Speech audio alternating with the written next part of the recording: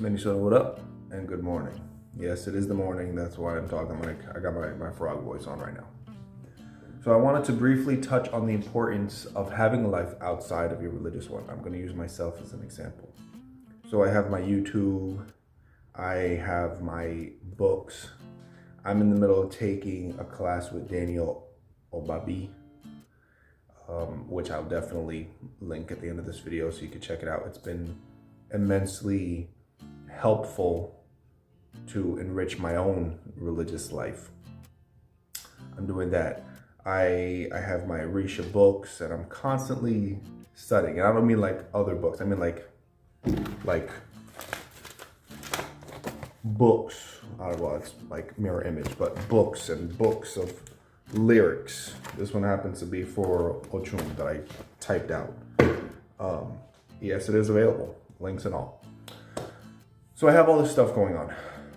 Even when I'm driving in the car, I got either Palo music or Orisha music, just to keep myself up to date with all the songs, because it is a lot of songs. That has nothing to do with the ritual or the sui. It is just strictly the songs. So in a nutshell, I'm constantly in study. Or meditating on the lukumi or whatever it is. You know, you get my point. I'm like super invested in my studies.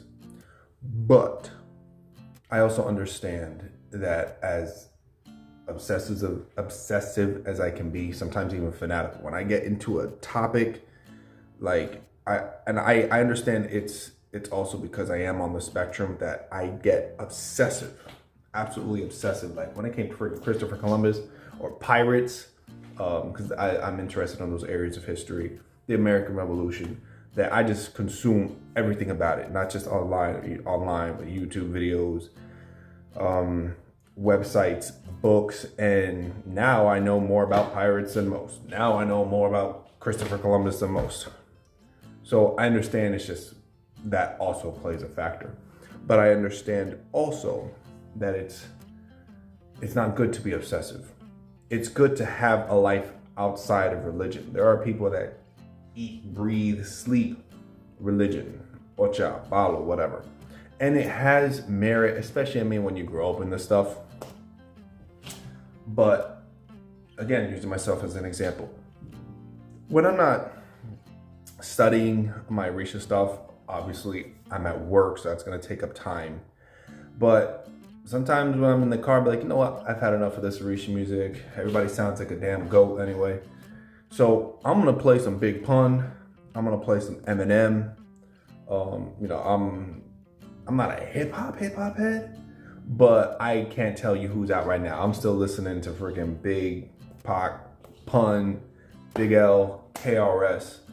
I play piano. I play video games. The last game I beat was Spider-Man for the PS4. Hopefully Miles Morales is $10 on Black Friday.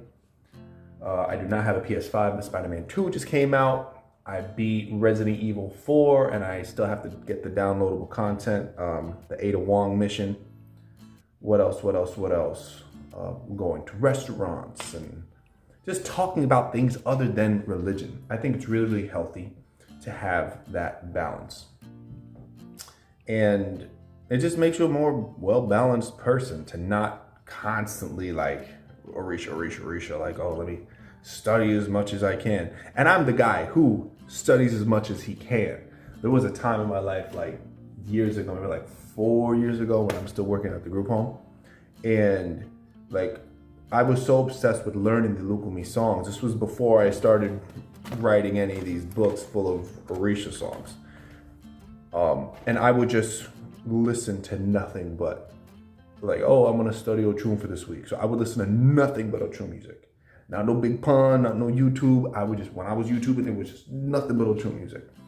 And yes, it contributed to my personal understanding of lukumi, or at least how to sing something. If I don't understand the translations, a lot of times I don't know the translations. Most people don't.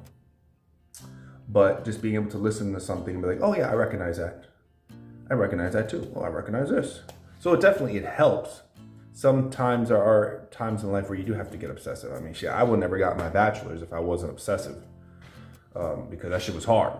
So I had to be obsessive. I had to get my ass up every morning and type that friggin' 30-page essay and not cram it at the last week, because that would have been impossible.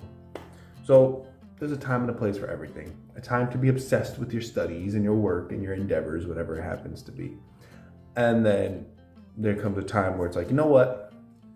No more listening to these goat voices on the radio. No more studying local me. I'm gonna put my coursework down. I'm gonna stop typing. It's the end of the day. I wanna watch me some Family Guy, some South Park, play me some Spider-Man, play me some Big Pun, and talk about anything else other than religion. So now I'm just going on and on. Hope you enjoy the topic. Let me know of your personal experiences with this. Peace out.